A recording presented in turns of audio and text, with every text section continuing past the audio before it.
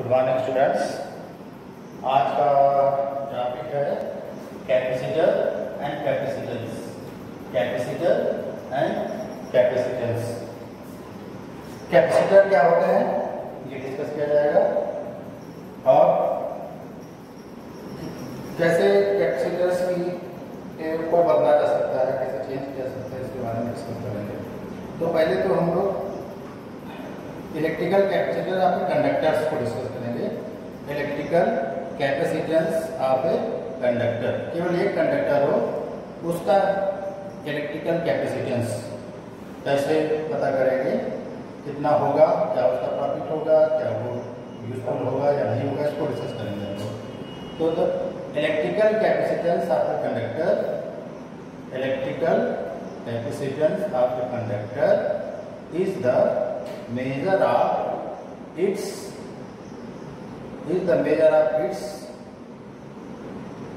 ability to hold electric charge। किसी भी capacitance, किसी भी कंडक्टर के लिए कैपेसिटेंस उसकी एबिलिटी बताता है, कितना चार्ज वो होल्ड कर रखता है, इसके बारे में बताता है। तो when a conductor is given some charge, when a conductor is given some charge, it acquired a certain potential। जैसे ही उस कंडक्टर को चार्ज मिलता है वो कुछ पोटेंशियल, कंडक्टर मान लेते हैं ये, जैसे इसको चार्ज मिला इसने क्या किया, कुछ पोटेंशियल एक्वायर कर लिया। जैसे ही चार्ज एक्वायर किया पोटेंशियल इसमें अपने आप आ जाएगा।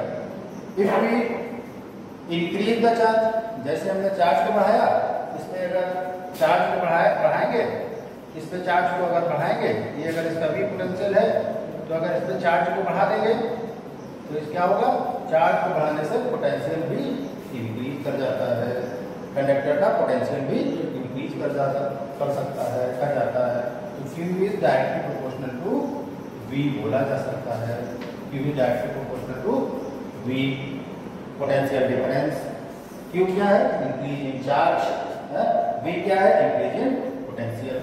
इन दोनों को अगर सॉल्व किया जाए, प्रोपोर्शनलिटी हटाई जाए तो ये हो जाता है C और V।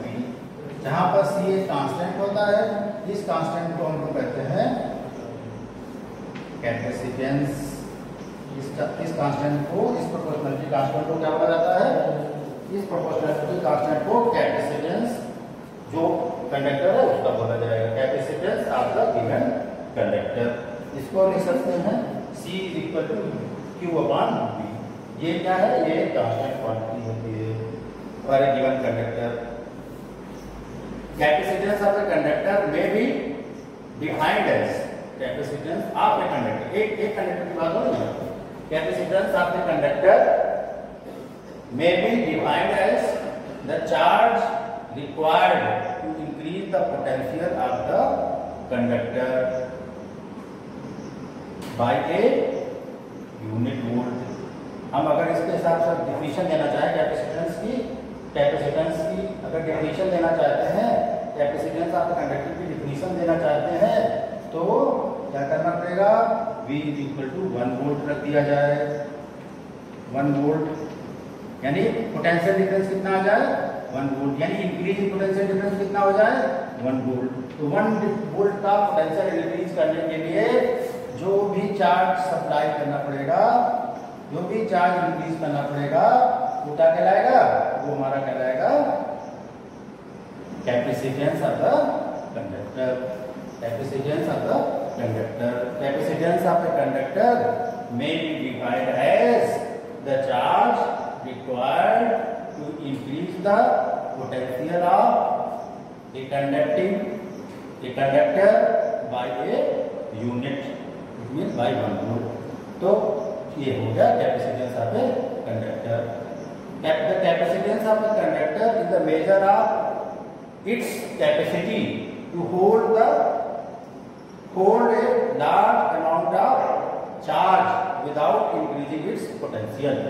बिना किसी पोटेंशियल डिफरेंस में परिवर्तन किए ज्यादा से ज्यादा मात्रा में चार्ज को होल्ड करने की capacity he capacitance of the conductor कहलाती है।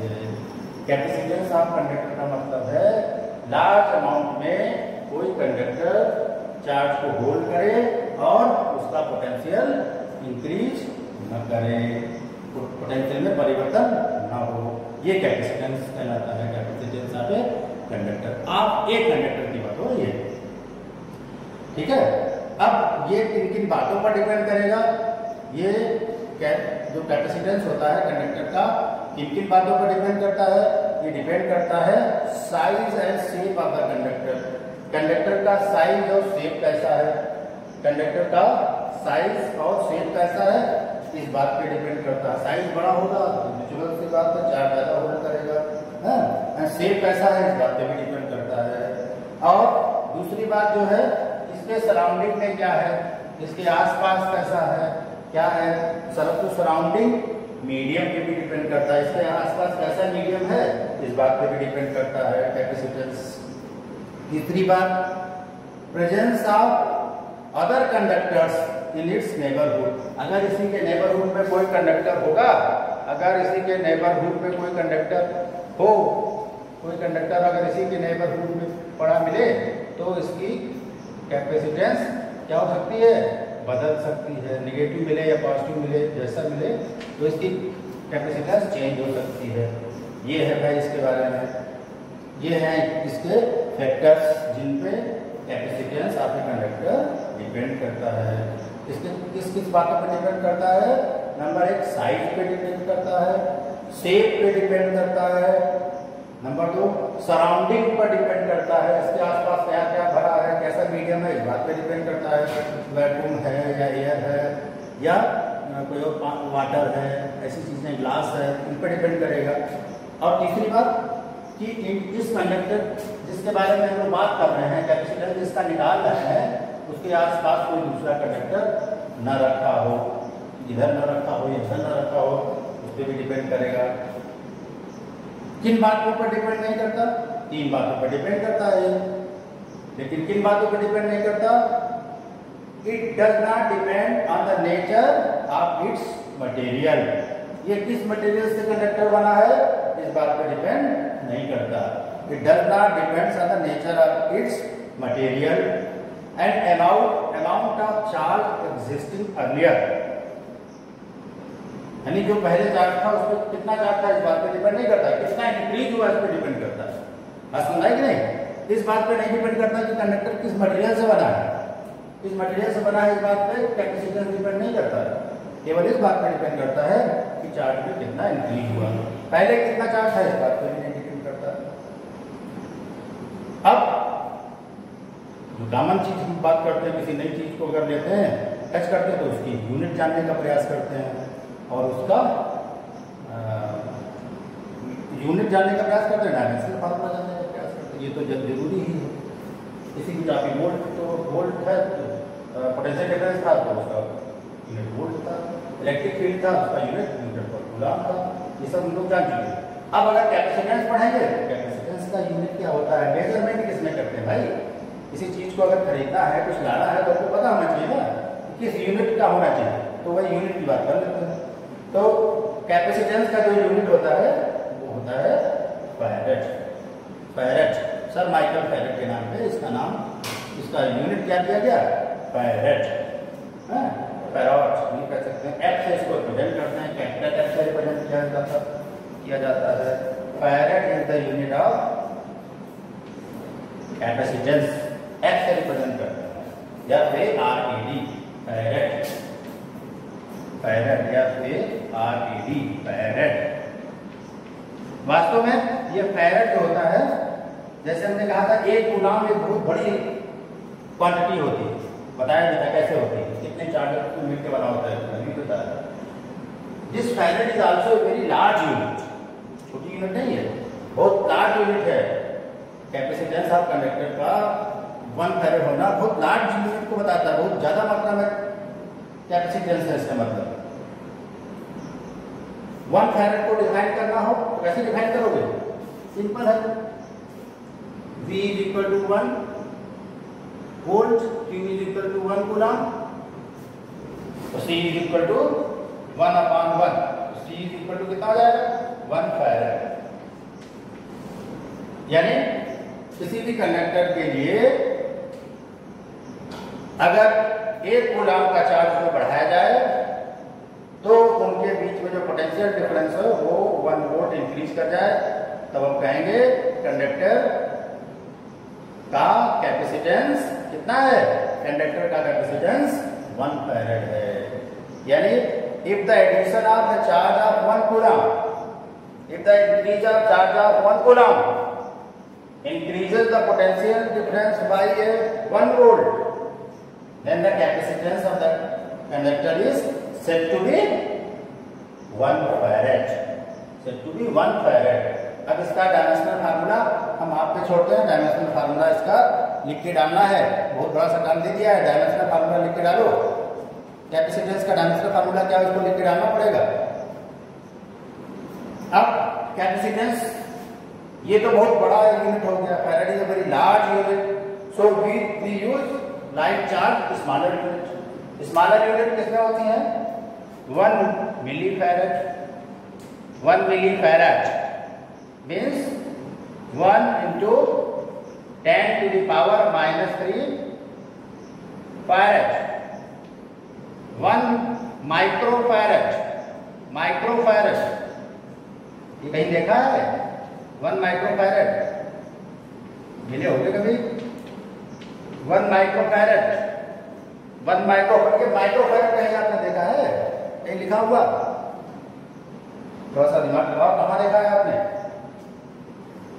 इलेक्ट्रिक फैन में कंडेंसर इस्तेमाल करते हैं और भी बहुत सी जगह कंडेंसर का इस्तेमाल किया जाता है। कंडेंसर होता है एक सिलेंड्रिकल शेप में, कंडक्टर सिलेंड्रिकल शेप में होते हैं, सिलेंड्रिकल शेप में कंडक्टर होता है और उसको आपने देखा होगा रेडियो में, टेलीविजन में लगा हुआ, आपके ट्यूबलाइट की प्लेट में लगा हुआ,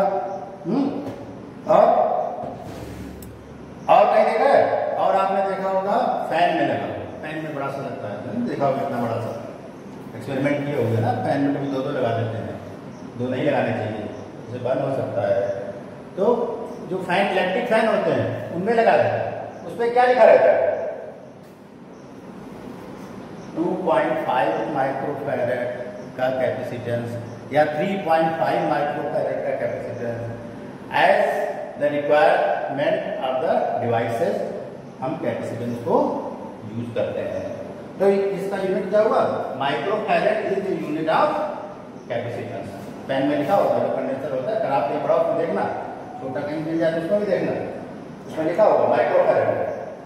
और दूसरा इससे छोटी इकाई होती है माइक्रो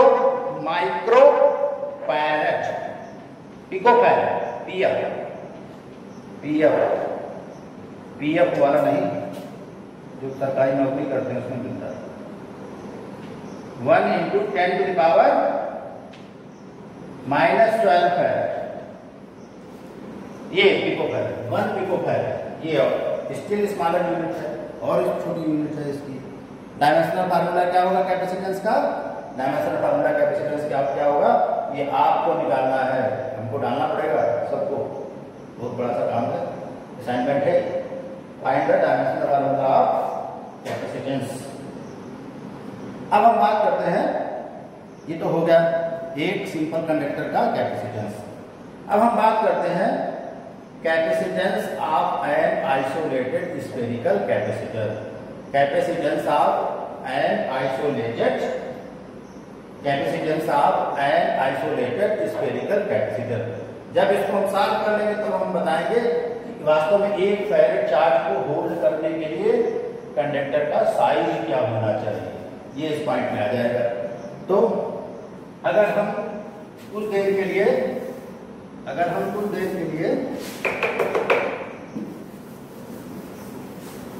एक स्फेरिकल कंडक्टर ले लें, स्फेरिकल कंडक्टर सेल है, खोखला हो या सॉलिड हो, दोनों में सेल खोखला होगा, सॉलिड होगा तब भी, ये हमने ले लिया। इसका रेडियस है R, ये सेंटर है, इसका रेडियस है R रेडियस वाला इस तरीके से ले लिया। ये आइसोलेटेड है, इसके आसपास कुछ नहीं है।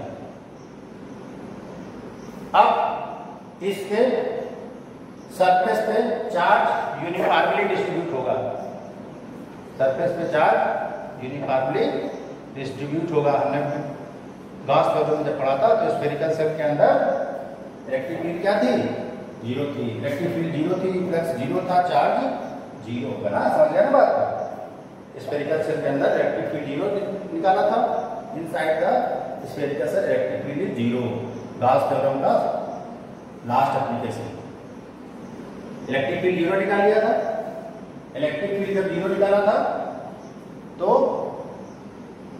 क्या बताया था कि चार्ज होगा सरफेस पे ही रहेगा, अंदर इसके चार्ज नहीं होगा। जो भी चार्ज होगा उसका सरफेस पे होगा। मान लिया सरफेस पे क्यू चार्ज है,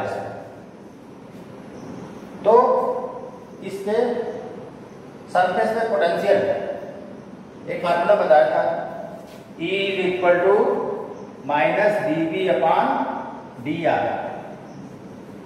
ये ना, इसको हम लोग ऐसे भी लिख सकते हैं, माइनस E इंटू dr। अगर एक गिनती से लाया जाए, आप तक लाया जाए तो ये लिखा जा सकता है फार्मूला पोटेंशियल डिफरेंस का।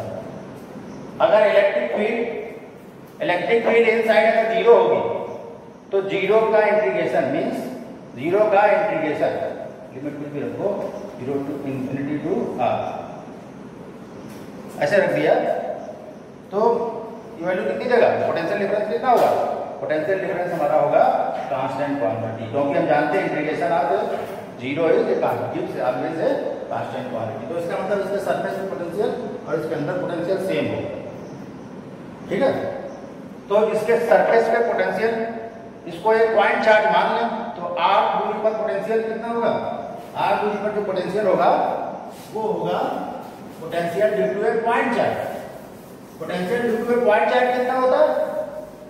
V equal to 1 upon 4 pi epsilon naught Q upon R। R मतलब चार्ज कितनी दूर पे है। ये एक आइसोलेटेड सिस्टम के लिए उसके सरफेस पे पोटेंशियल डिफरेंस हो गया 4 pi epsilon naught Q upon R।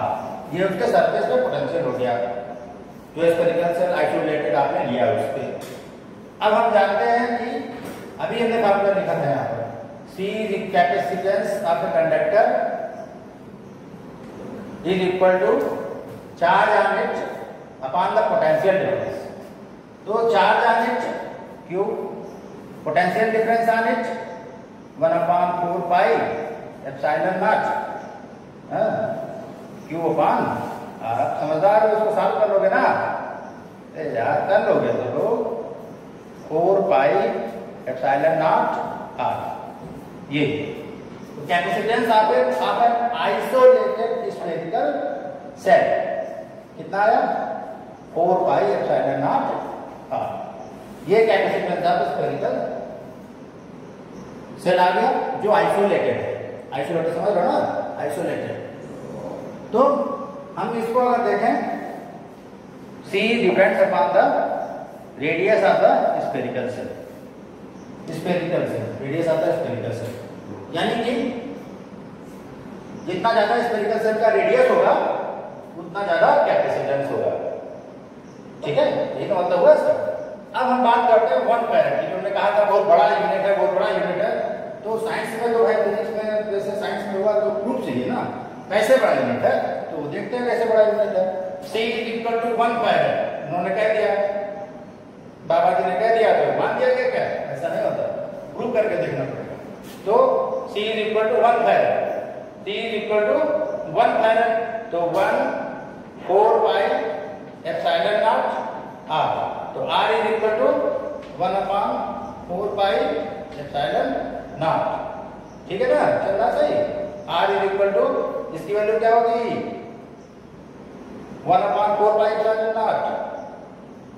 क्यों भाई? ये वैल्यू अगर रखी है तो हो जाएगी 9 इंटू 10 की पावर 9 मीटर की होगी रेडियस है ना। और किलोमीटर, जरा समझो बात को, किलोमीटर 9 मिलियन किलोमीटर रेडियस का आपको स्फेरिकल सेल चाहिए। बना दो देखा 9 मिलियन किलोमीटर रेडियस वाला स्फीयर, देखा ना। अर्थ का रेडियस कितना होता है? Approximately mean radius of earth कितना होता है? कितना होता है ना? पढ़े थे क्लास 11 रेडियस ऑफ अर्थ। तो इससे भी कई गुना बड़ा 1500 के करीब 1500 किलोमीटर 1500 टाइम्स अप्रॉक्सीमेटली अर्थ की सरफेस से बड़ा। बात समझ रहे ना? तो हम कह सकते हैं कि इतना बड़ा रेडियस वाला स्फीयर हो तब ये 1 फैरेड का कैपेसिटेंस कर सकता है। इसलिए हम सिंपली कह देंगे कि 1 farad is a very large unit. इसीलिए जहां भी इस्तेमाल करेंगे उसकी छोटी यूनिट इस्तेमाल करेंगे। चाहे वो कंडेंसर उठा के देख लो फैन का, मोटर का कंडेंसर उठा के देख लो, या किसी रेडियो टेलीविजन में लगे हुए कंडेंसर को देख लो, उसका जो कैपेसिटेंस होगा वो माइक्रोफैरेड या पिकोफैरेड के रेंज में ही होता है। अब यहां से कहानी और निकल के आ रही है। अच्छा इंटरेस्टिंग चीज है कि अगर हम इसको छोड़ो तो मैथमेटिक्स से निकाल दिया, अगर इसको ऐसे लिखो, इस फार्मूले को ऐसे लिखो, यहां से बाएं ओर यहां से ऐसे लिखो तो क्या हो जाएगा? C/4πr ये लिखिए। Epsilon naught equal to C/4πr। तो इसका यूनिट समझ रहे हो? Farad upon metre, farad upon metre. तो एप्सिलॉन नॉट का यूनिट जो हमने पढ़ा था क्या था? याद करना पड़ेगा, याद करना पड़ेगा। नहीं याद, फार्मूला वालों में निकाल दो। क्या था फैरेड का? अब ये था coulomb square, newton inverse, metre की पावर -2 ये था। और ये फैरेड पर मीटर निकला, यानी दोनों ऐसी क्वांटिटी हैं, सेम यूनिट है, यानी farad upon metre, newton inverse coulomb inverse metre की पावर -2 के समकक्ष है, इक्विवेलेंट है। The capacitance of an absolute conductor is, formula निकाल लिया आपने। अगर स्फेरिकल सेल है तो उसका फॉर्मूला क्या होगा ये आपने निकाल लिया। लेकिन अब हम बात करते हैं ये जो आइसोलेटेड कंडक्टर्स होते हैं, जो सिंगल कंडक्टर होते हैं, सिंगल कंडक्टर जो होते हैं उनका कैपेसिटेंस बहुत अच्छा नहीं रहता है, बहुत यूजफुल नहीं रहता है। डिपेंड करेगा कि चार्ज कितना होल्ड कर सकता है कैपेसिटेंस, कंडक्टर कितना चार्ज होल्ड कर सकता है, इस बात पे डिपेंड करेगा। लेकिन एक निश्चित अमाउंट तक चार्ज को आप उस पर डाल सकते हैं। कंडक्टर पे चार्ज आप डालते जाओ, उसकी भी एक सीमा, एक लिमिट है। लार्ज अमाउंट आप चार्ज होल्ड करेगा तो उस पर लार्ज पोटेंशियल होगा। लार्ज अमाउंट ऑफ चार्ज अगर इकट्ठा हो जाएगा तो उसका पोटेंशियल लार्ज हो जाएगा। और पोटेंशियल और फील्ड में रिलेशन होता है, पोटेंशियल बढ़ेगा तो फील्ड भी बढ़ेगी, पोटेंशियल बढ़ेगा तो फील्ड भी बढ़ेगी। और फील्ड बढ़ेगी, एक जरूरत मात्रा से ज्यादा हो जाएगी तो आसपास की एयर को आयोनाइज कर देगी, आयोनाइज हो जाएगी एयर आसपास की। और एक बार एयर आयोनाइज हो गई, आयनन हो गया हिंदी बोले तो क्या होगा? प्लेट से चार्ज न्यूट्रलाइज होने लगेगा, खत्म होने लगेगा, कम होने लगेगा, चार्ज एयर में लीक होने लगेगा। और इस प्रकार से चार्ज डिक्रीज कर जाएगा तो कैपेसिटेंस पे भी असर पड़ेगा, कैपेसिटेंस भी डिक्रीज कर जाएगा। इसलिए एक सिंगल कंडक्टर वाला कैपेसिटर यूजफुल नहीं होता होगा। तो क्या करें इसके लिए दो कंडक्टर्स अगर पास रखे हो, ऐसा सिस्टम ज्यादा यूजफुल होता है। सिंगल के बजाय डबल कंडक्टर्स को पास पास रख दिया जाए तो वो ज्यादा यूजफुल होता है। मान लिया कि दो प्लेट लिया, दो प्लेट चाउमीन नहीं, दो प्लेट्स कंडक्टिंग मटेरियल की, आगे चाउमीन समझना, दो प्लेट कंडक्टिंग मटेरियल की ले ली हमने, ले लिया भाई। अच्छा और का लेंथ जितना ज्यादा रहेगा उतना अच्छा रहेगा हमारे स्वास्थ्य के लिए, हमारे स्वास्थ्य के लिए नहीं, कैपेसिटेंस के लिए।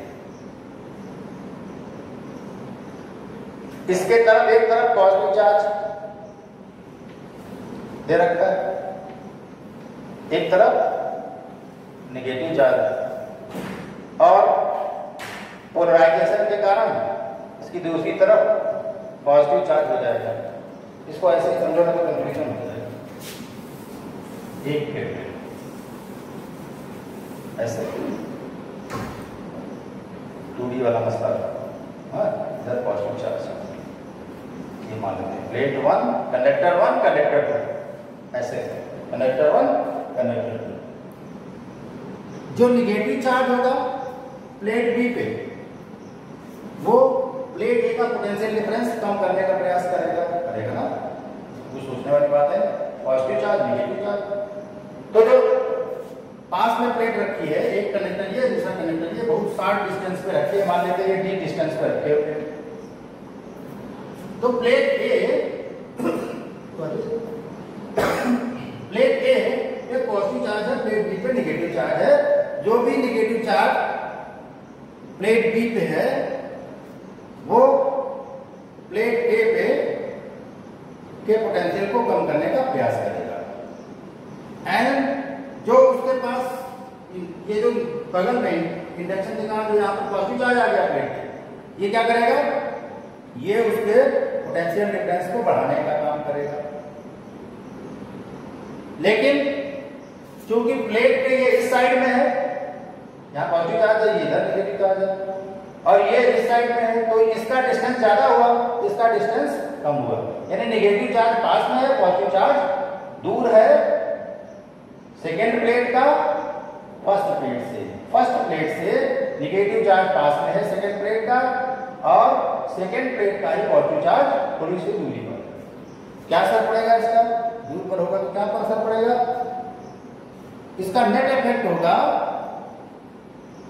The net effect is that potential difference decreases। इसका इफेक्ट क्या होगा, पोटेंशियल डिफरेंस डिक्रीज ही करेगा, इंक्रीज नहीं करेगा। पॉजिटिव के कारण इंक्रीज करना चाहिए था, लेकिन वो इंक्रीज नहीं करेगा क्योंकि ये दूर है, डिस्टेंस है, इसलिए ये इंक्रीज नहीं कर पाएगा, इसका इफेक्ट कम हुआ करेगा। Potential difference decreases by small amount and hence capacitor increases. अब जब इसका पोटेंशियल डिफरेंस जो होगा वो कम मात्रा में डिक्रीज करेगा, तो C is inversely proportional to V, तो कम डिक्रीज करेगा तो कैपेसिटेंस क्या होगा, ज्यादा होगा, अधिक मात्रा में होगा। और इसको और बेहतर बनाना है तो क्या करें, इस वाले सिरे को अर्थ कर दें, यानी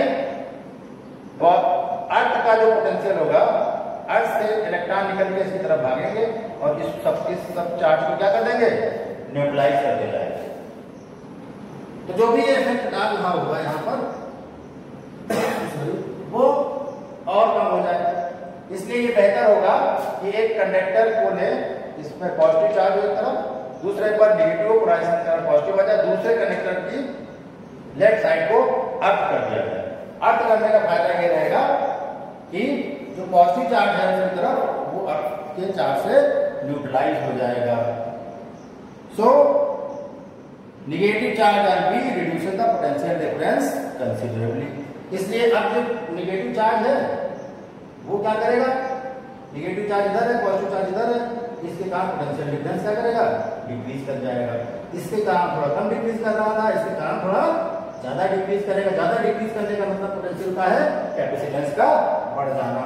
तो ऐसा कैपेसिटर ऐसे बना लो, ऐसा कैपेसिटर जिसको अर्थ किया गया हो उसका कैपेसिटेंस ज्यादा रहता है, ज्यादा होगा। It is better to use a earth second plate of a capacitor as earth, यानी कैपेसिटर की सेकेंड प्लेट को अर्थ करना अच्छा रहेगा, हमारे कैपेसिटेंस बढ़ाने वाला होगा।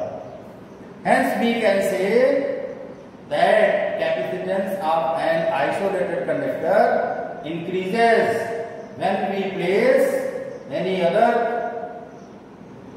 earth conductor very close to it। तो हमने अभी कहा था कि कैसे बढ़ता है उसका कैपेसिटेंस। एक कंडक्टर के पास में दूसरी कंडक्टर को लाते हैं तो उसके कैपेसिटेंस पे असर पड़ता है, और ये असर कैसा होगा, अगर बहुत पास में रखा है और दूसरी प्लेट को अर्थ, जो प्लेट लाई गई है, जो दूसरा कंडक्टर लाया गया है, उसको अगर अर्थ कर दिया जाए तो कैपेसिटेंस बढ़ाने वाला साबित होगा, कैपेसिटेंस बढ़ जाएगा। अगर बहुत पास में रखे हुए हैं तो दूसरी प्लेट को लगाना और उसको अर्थ कर देना कंडक्टर के कैपेसिटेंस को बढ़ा देता है। इसीलिए कैपेसिटर जो यूज किए जाते हैं वो इस टाइप के, यानी पैरेलल प्लेट कैपेसिटर हम कह सकते हैं इसको। दो प्लेट्स होती है जो एक दूसरे के पैरेलल होती हैं, तो पैरेलल प्लेट कैपेसिटर को हम लोग यूज करते हैं। ठीक है, पैरेलल प्लेट को यूज करना कैपेसिटर को ही ज्यादातर यूज किया जाता है। तो कैपेसिटेंस को आपको डिफाइन करना, तो कैसे डिफाइन करोगे, नोट कर लो। एक कैपेसिटर, अब डिफिनेशन थोड़ी चेंज हो गई, पहले एक कंडक्टर था, दो कंडक्टर हो गए, कंडक्टिंग प्लेट हो गई। एक capacitor is an arrangement, capacitor is an arrangement of two conductors separated by a capacitor is an arrangement of two conductors separated by an insulating medium। an insulating medium air हो सकती है, vacuum हो सकता है, और कोई insulate glass हो सकता है। medium that is used to store electric charges। This system is used to store the electric charges and also electric energy। तो हम शॉर्टकट में कह सकते हैं capacitor is a device which is used to store and de-store the electric charges, या electric energy को store करने और डिस्टोर करने में। एक बार स्टोर करता है, चार्ज एक प्लेट से दूसरी प्लेट पर ट्रांसफर होता है, तो हम कहेंगे चार्ज स्टोर हो रहा है। ठीक है, चार्ज स्टोर होता है तो कैपेसिटेंस क्या होगा, बढ़ेगा। तो charging of a capacitor, discharging of a capacitor. अब इसको रिप्रेजेंट करते, जैसे हम लोग रेजिस्टेंस को ऐसे रिप्रेजेंट करते थे, ऐसे ऐसे ऐसे,